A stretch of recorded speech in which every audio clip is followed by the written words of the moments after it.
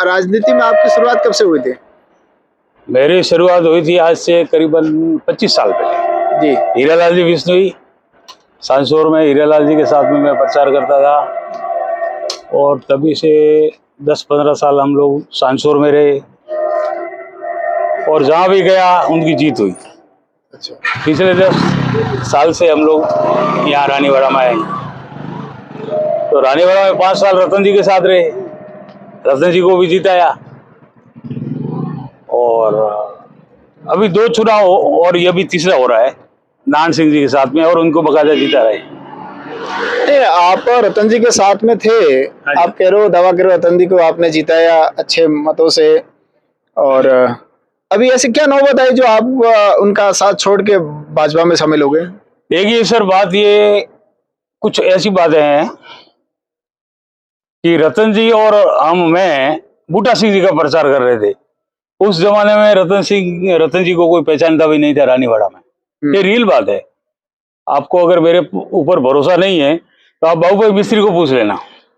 एक बार सेवाड़िया मेले के अंदर कांग्रेस पार्टी की तरफ से हम लोगों ने कुछ छोटा सा धरना दिया था। तो धरना देते थे, जब टाइमिंग ये पूरा हो गया तभी पुखराज जी पारासर साहब और पारसाराम जी वेवर साहब आए। तभी बाबू भाई मिस्त्री ने मेरे को बोला कि अरे ताराचंद वो रतन कहाँ खो गया है उनको बुला के ला। तो मैं सेवाड़िया मेले में घूम के रतन जी को बुला के लाके बिठाया। नंबर 1। नंबर 2 PWD अपने इधर रानीवाड़ा में। तो आप नहीं ये कह सकते ताराचंद जी आप मूल है जो कांग्रेसी है? मूल कांग्रेसी था मैं, अभी बीजेपी में आया। अभी नहीं, कांग्रेस से कोई नाता नहीं है? नहीं, अभी मैं कांग्रेस में नहीं हूँ। अच्छा जी। तो अभी भाजपा में किस प्रकार का आप काम कर रहे हैं? भाजपा में तो वैसे भी मैं पदाधिकारी भी रहा हूँ, ऐसी बात नहीं है, और मेरे को पद की लालसा भी नहीं है। लेकिन भाजपा राष्ट्र हित में काम कर रही है, अच्छी पार्टी है, कोई भेदभाव नहीं है, कोई जातिवाद नहीं है, और हमारे देवल साहब बहुत सादगी भरे इंसान हैं। नहीं, देवल साहब से आपका संपर्क कब हुआ, कैसे भाजपा में आपकी एंट्री हुई? देखो सर, ऐसी बात है कि देवल साहब के बड़े भाई स्वर्गीय ऊक सिंह जी जो बॉम्बे में रहते थे, हम भी बॉम्बे में थे, तभी से ये परिवार से हमारा रिश्ता है, ठीक है। लेकिन अपने मत के हिसाब से मैं कांग्रेसी था, ठीक है। फिर हमने रतन जी को जीता है, तो ये सबसे बड़ी बात तो ये किसी का फोन नहीं उठा रहे हैं। अच्छा, ये भी बहुत बड़ी बात है। अभी सुखराम जी मंत्री है तो फोन उठाते हैं, रिटर्न फोन करते हैं। देवल साहब फोन उठाते हैं, रिटर्न फोन करते हैं। यानी कि आपका सुखराम जी से संपर्क है? बिल्कुल था मेरा, तो जब मैं पार्टी में था। अच्छा, अभी कोई? अभी भी मेरा व्यक्तिगत दोस्ती है मेरी सुखराम जी से।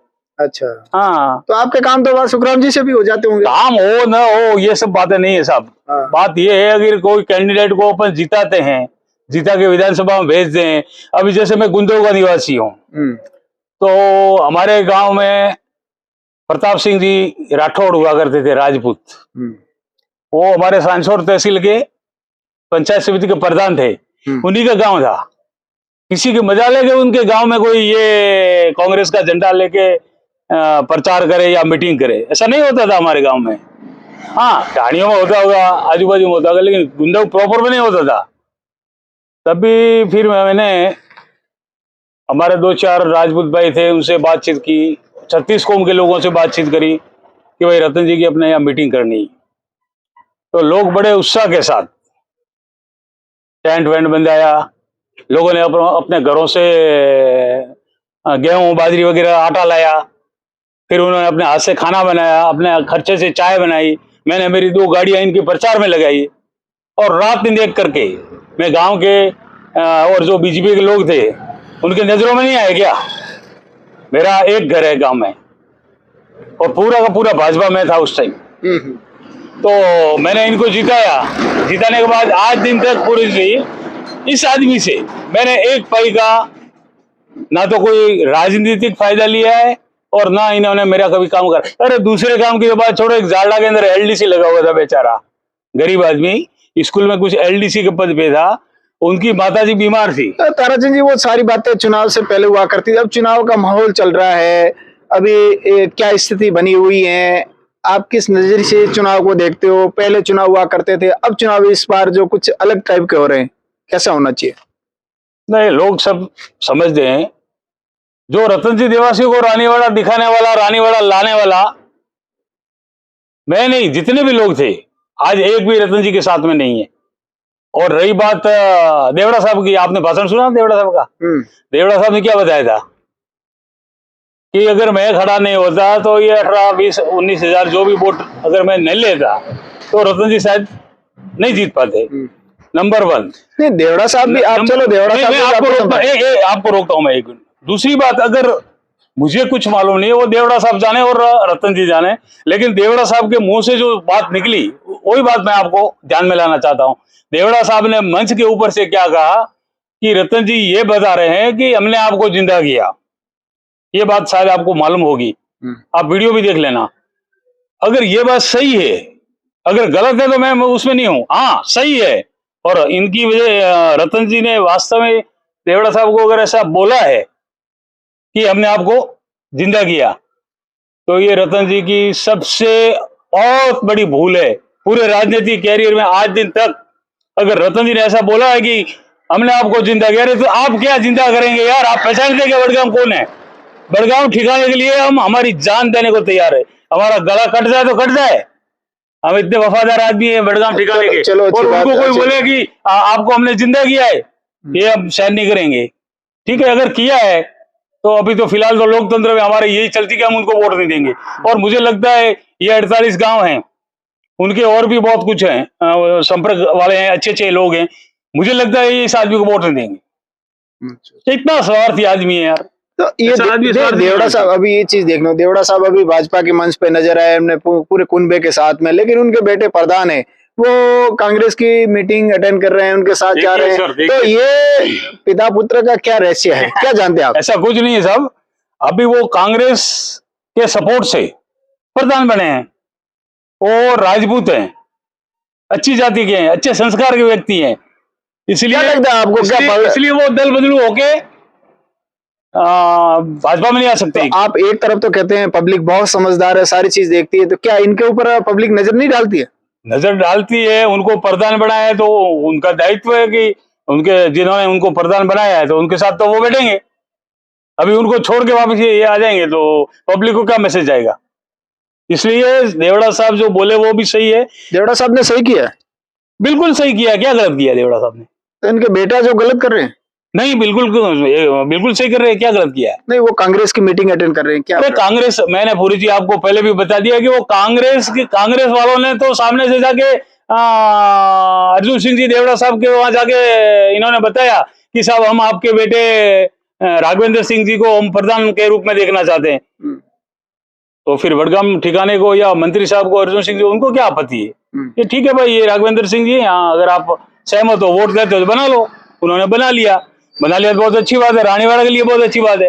और अगर वो प्रधान बन गए हैं तो अभी एज ए प्रधान फॉर कांग्रेस अभी वो कैसे उनको छोड़ सकते हैं? नहीं, परिवार पूरा एक तरफ है, प्रधान साहब बाप बेटे में ये कैसे सेट हो पाएगा कि आगे तक निभा पाएंगे अपना पूरा?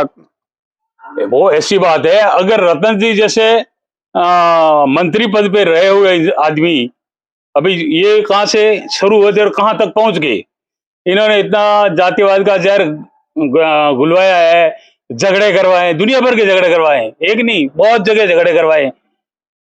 अगर राघवेंद्र सिंह जी के साथ में सही तरीके से चलेंगे और राघवेंद्र सिंह जी को लगेगा कि नहीं मैं मेरी सीट सही है और मैं सही जगह पे हूं, तो वो जमे रहेंगे। अगर उनको भी लगा कि ये ताराचंद जोशी और परशुराम ढाका और ये ऐसे ऐसे तो हजारों नाम है।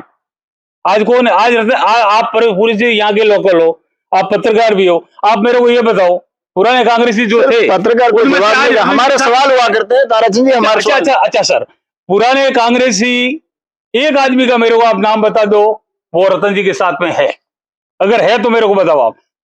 क्या हुआ? मिस्त्री परिवार में से कौन है रतन जी के साथ आज? और कांग्रेस का यहाँ झंडा बुलंद करने वाले कौन थे? रघुनाथ जी बिश्नोई थे, स्वर्गीय मंत्री जी रघुनाथ जी बिश्नोई थे। मिस्त्री परिवार था, जितने भी मिस्त्री परिवार के घर हैं वो लोग सब थे, बाबूभाई मिस्त्री वगैरह जो भी। और फिर ये रत्नाराम जी थे। चलिए, सारी बातें होती रहती है, ये चुनाव है, उतार चढ़ाव आते रहते हैं। आपको क्या लगता है कितनी मार्जिन से सीट निकल पाएगी आपके? देखो मार्जिन का तो अभी अंदाजा नहीं, लेकिन मैं ये जरूर कहूंगा कि नारायण सिंह जी देवल साहब 100% जीतेंगे। पिछली बार 3405 वोटों का अंतर से जीत हुई थी, अब की बार क्या लगता है आपको, इससे बड़ी होगी, कम होगी, क्या होगा? बड़ी होगी, बड़ी निश्चित तौर पे बड़ी होगी। और मंत्री साहब ने जो वोट लिए थे, वो मंत्री साहब के वोट ऐसे हैं कि उनमें से एक भी वोट माइनस नहीं हुआ, जहां तक मेरी जानकारी है। प्लस हुआ होगा लेकिन माइनस नहीं हुआ होगा। अभी वो वोट कहाँ जाएंगे? अच्छा, अभी वो मंत्री साहब के वोट, वो बड़गांव ठिकाना अगर आप कह दे तो भी चलेगा। नहीं ठिकाना है, सुनो, मानते हैं वो ठिकाने कोई वोट है। हाँ। तो वो वोट ऐसे नहीं है कि आज यहाँ है और कल कहीं है। वो मंत्री साहब के वोट है और वो सभी के सभी वोट देवल साहब को मिलेंगे, ये मेरा विश्वास है। चौधरी समाज के मिलेंगे, देवासी समाज के मिलेंगे, SC ST के मिलेंगे, हर जाति से मिलेंगे। देवासी साहब का तो दिल से नाता है।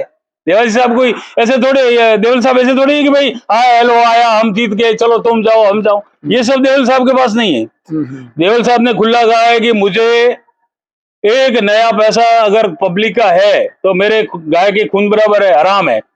इससे ये जाहिर होता है, और जाहिर किया। 40 साल से तो मैं देख रहा हूँ भाई साहब, ये खानदानी करोड़पति है।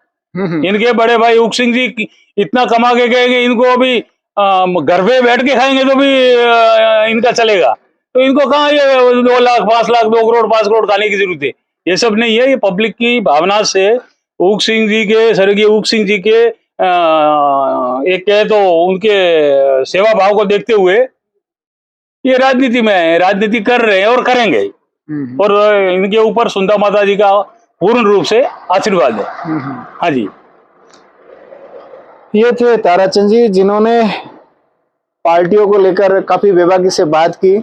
ताराचंद जी ने रतन जी को लेकर भी कई तरह की बातें कही है कि एक समय था तब कांग्रेस का झंडा उनके द्वारा उठाया जाता था, मीटिंगें करवाई जाती थी, वोट डलवाए जाते थे। वही देवड़ा साहब को लेकर भी कई तरह की बातें हुई है। आप देखिए हमारे इस वीडियो में खास ताराचंद जी का खास इंटरव्यू है, और इस इंटरव्यू के दौरान ताराचंद जी के द्वारा कही हुई बात हमारे इस पेज को और YouTube चैनल को जरूर फॉलो और सब्सक्राइब करें। मैं पुरेश पटेल, धन्यवाद। जय हिंद, जय भारत।